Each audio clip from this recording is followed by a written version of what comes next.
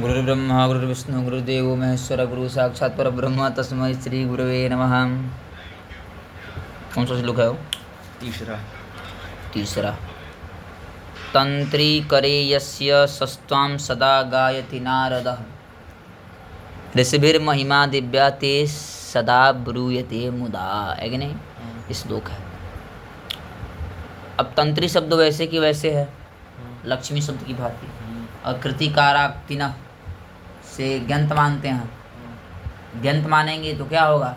हलंग्याभ्यो दीर्घा सूत्र से प्रथम हल से लोप हो जाएगा। तो क्या बनेगा? तंत्री।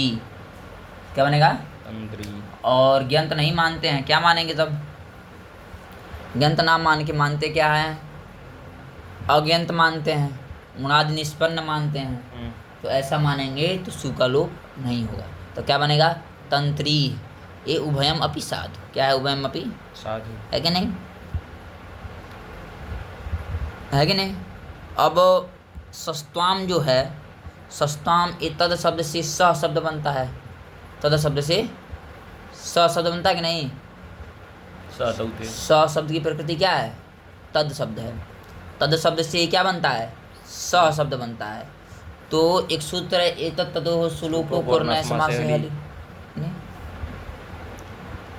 अनय समास में मतलब नए भिन्न समास हो और क्या हो, और अकच अको अकच अकच प्रत्यय हैं, अकच प्रत्यय रहित हो, अब जो भी हो, तो क्या होता है यहाँ पे? सु का लोप होता है। एतत् संबंधित सु का लोप होता है कि नहीं? तो संहिता की विषयता रहने पर हल के परे रहते तद शब्द और एतत् शब्द के सु का लोप होता है। प्रकृति में क्या है? तत् शब्द है। क्या है? तत् शब्द है। उसके सु का क्या हो जाएगा? लोप हो जाएगा। तो उसका क्या बनेगा? सत्वाम। यही रूप बनेगा। स और त्वाम ऐसा ही रूप बनेगा, ना कि सस्त्वाम। सत्वाम। क्या बनेगा? सत्वाम। सत्वाम। सस्त्वाम नहीं बनेगा। तंत्री करेयस्य सत्वाम सदा गायति नारद। है कि नहीं? तंत्री करेयस्य सत्वाम सदा गायति नारद। और शिविर महिमा दिव्या, यहाँ ये है कि महिमा शब्द जो है इमनिच प्रत्यांत है। पृथ्वा दिव्य इमनिचवा सूत्र है। पृथ्वा दिव्य इमनिचवा, पृथ्वी आदि शब्दों से इमनिच प्रत्यय होता है कि नहीं? तो इमनिच प्रत्यांत है। इमनिच प्रत्यांत नान्त हो जाता है लगभग। तो एक सूत्र है नान्त। नान्त क्या है? लिंगानुशासन का सूत्र है। क्या है? लिंगानुशासन। पाणिनि लिंगानुशासन सूत्र है कि नहीं? तो ये क्या हो गया? पुल्लिंग में हो गया। कौन? महिमा शब्द। तो इसका जो विशेषण होगा, क्या विशेषण है भैया? दिव्या। दिव्य शब्द विशेषण है, तो वो भी क्या हो जाएगा? पुल्लिंग हो जाएगा। तो ऋषिभिर महिमा दिव्य ऐसा प्रयोग। ऋषिभिर महिमा अति सदा ब्रूयते मुदा। ति सदा ब्रूयते मुदा। मुदा सदा ब्रूयते। तो इसमें क्या है कि अब देखो, गुणी व्यक्ता एवं वाची धातु है। सूत्र ब्रुवो वचि। ब्रुवो वचि ही। तो क्या होता है कि आर धातु के परे रहते ब्रुवो को वच आदेश हो जाता है, और वच आदेश हो जाता है। हो गया नहीं? तो वच हो गया। वच य ते है, और यहाँ पे वचिस्व की आजादी नाम की से क्या हो जाता है? संप्रसारण हो जाता है। तो उच्यते बनता है, क्योंकि यक क्या है?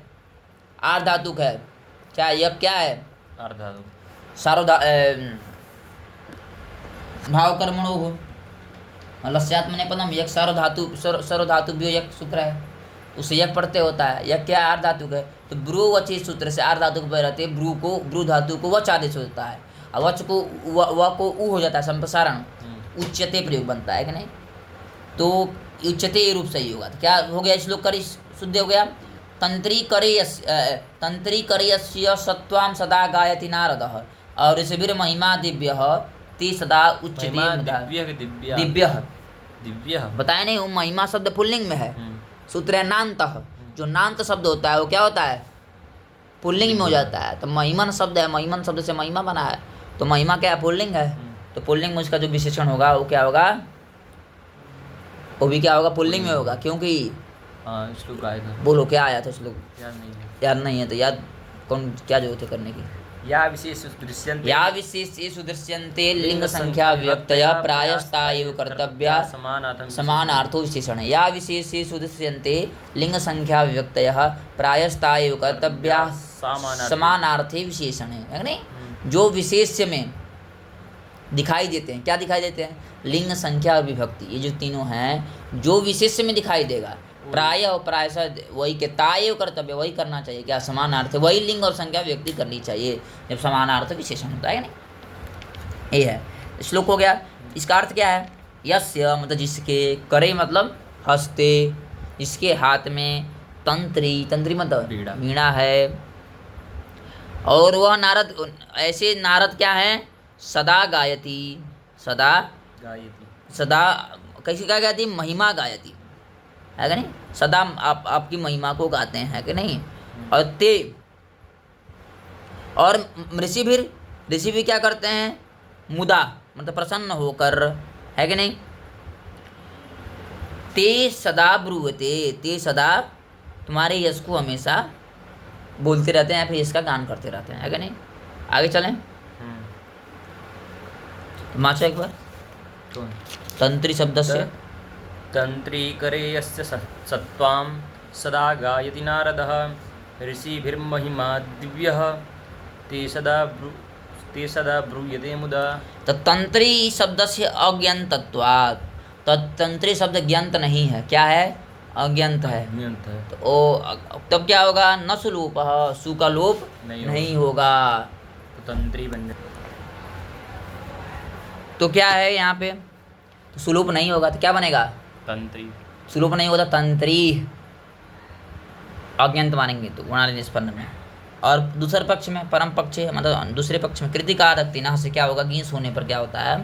ज्ञान तत्वाद क्या हो जाएगा? हलंग्याम दीर्घा सूत्र से प्रत्यमल से सु का लोप होने पर तंत्री व इत्युभयम रूपम साधु, सुसाधु मतलब अच्छी प्रकार से साधु है। तस्मान नात्र अयुक्त प्रकृता पाठ, जो प्रकृत में पाठ है तंत्री, ये क्या है? अयुक्त नहीं है, क्योंकि दोनों सही हैं। क्या?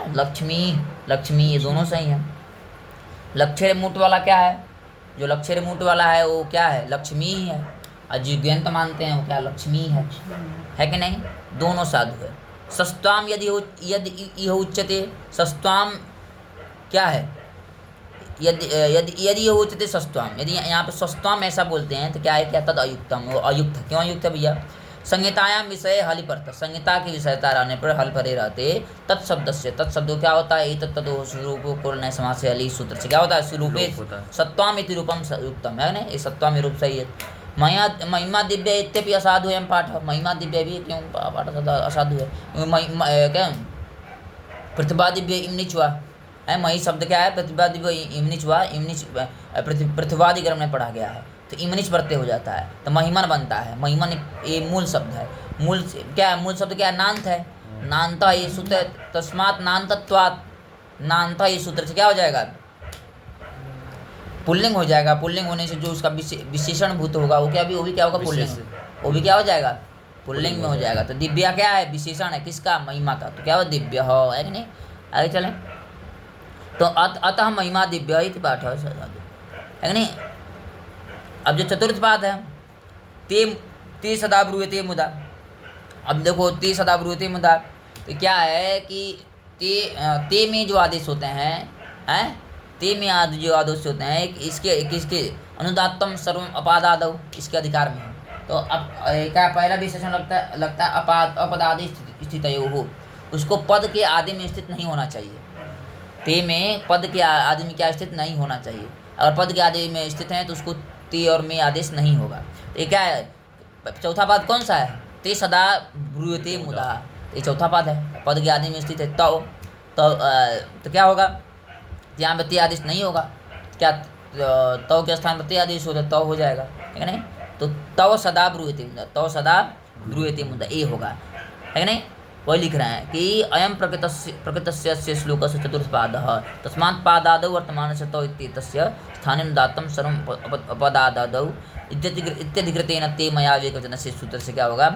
योयम ते आदेश असौ प्रतिषेध्यते, यह आदेश क्या होगा? उसका प्रतिषेध हो जाएगा। अतः तव मुदा इत्येव पाठ साधु ब्रूयते इत्यपि साधु पदम, क्यों ब्रूयते में बताया हूँ ब्रू व्यक्ता है वाची धातु है, भ्रू अच्छी सूत्र है, आर्ध धातु को रहते वच आदेश करता है। अब आर्ध धातु क्या है, जब हम ले जाएंगे कर्म में चाहे भाव में, तो ब्रू धातु से एक प्रत्यय होता है नहीं, एक प्रत्यय क्या है, क्या है, आर्ध धातु है। आर्ध धातु के परिजाति क्या होगा, वच आदेश हो जाएगा, वचिष्ठ परिजाति संप्रसारण होगा, उच्यते ऐसा रूप साधु होगा, न कि ब्रूयते, है कि नहीं। ये क्लियर हो गया। सदा उच्यते मुदा, तो क्या हो गया, तंत्री करे यस्य सत्वाम सदा, तंत्री करे यस्य सत्वाम सदा गायति नरः ऋषिभिर महिमा दिव्य तव सदा ब्रूयते उच्यते मुदा, तो सदा उच्यते मुदा। ये श्लोक क्या है, सही है कि नहीं, ऐसे